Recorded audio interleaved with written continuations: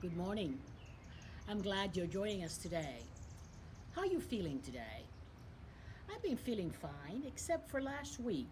For a couple of days, on Thursday and Friday of last week, that I felt somewhat restless, perhaps a little unsettled, kind of out of sorts, and I wasn't quite sure what was going on. After some uh, thought, it occurred to me that what I was feeling is I needed the sense of what's next. A lot of my life, and most perhaps yours too, is what's coming next.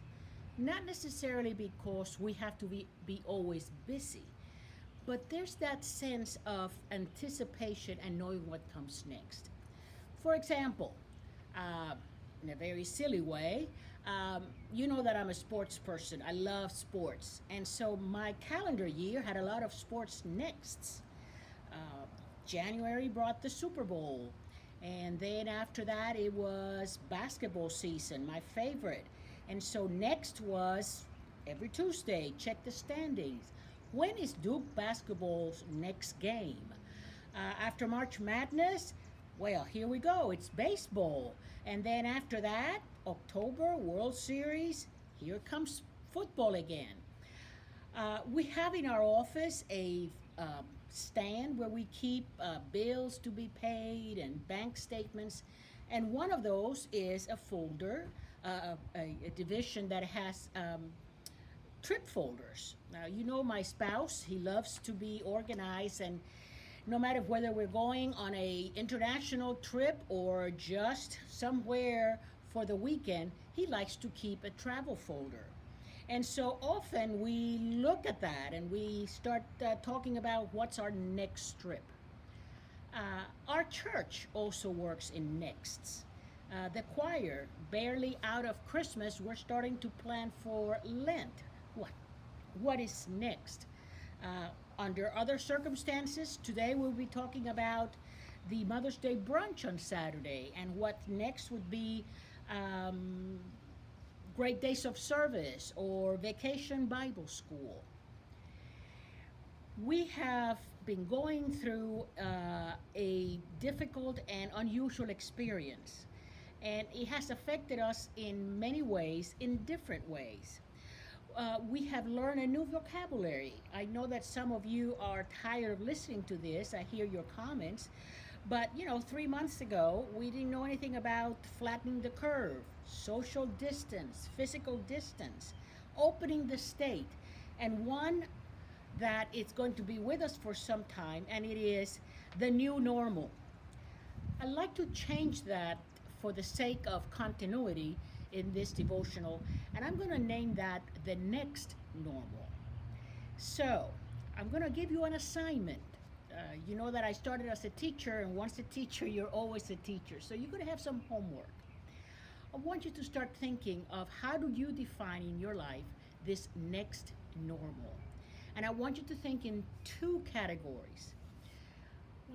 Want you to go back to a passage that Gary used for one of his devotionals 2 or 3 weeks ago. And it's from the book of Galatians, chapter 5, where it talks about the fruits of the Spirit. Let me remind you what they are: love, joy, peace, patience, kindness, goodness, faithfulness, gentleness, and self control. Which one of those have you been using that you want to continue? Do you want to include into this next normal for you? Perhaps that you feel now that you need to have one of those, that you wish you had had one of those gifts of the Spirit during this period, and you want to make sure that you have it in the future. That's the first question, the first assignment. The second assignment, I want you to think about new habits, new behaviors that you have incorporated into your life that you want to continue. The fact that we have a next normal or a new normal means that some things from the old normal we may not want to include. There are some things that we should leave behind, but perhaps things like taking more walks in the neighborhood, cooking at home more. So I want you to write them down encourage you to talk about it with people in your family. If you live on your own, call somebody from the church, and if you are comfortable, uh, share it with the rest of us in the comment section of this devotional. I will start and give you my two. I've thought about this. The fruit of the Spirit I want to work on is peace. Not peace as the absence of conflict, but peace in the in the definition of wholeness, of being complete, of tranquility in the soul that is unaffected by outward circumstances and pressures. I need to make sure that I include that in my new next normal. As far as a behavior, we have been going shopping, grocery shopping, trying to stay home once every 2 weeks.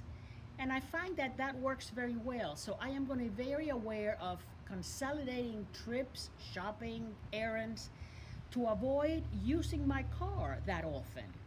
It was wonderful to see images of Los Angeles and India where the smog has disappeared because of the less people driving. I know it's unrealistic to think that that will continue to that level, but surely that is something that I can do to contribute to the environment.